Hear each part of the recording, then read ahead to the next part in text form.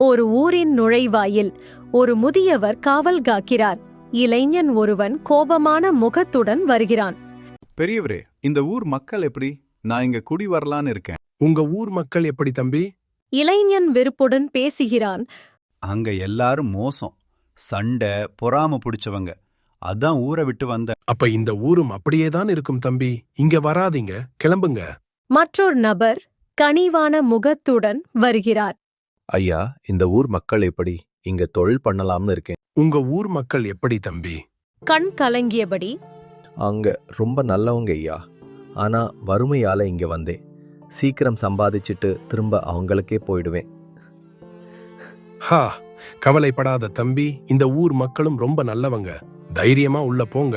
அங்கிருந்த ஒருவர் ஆச்சரியமாக கேட்கிறார்.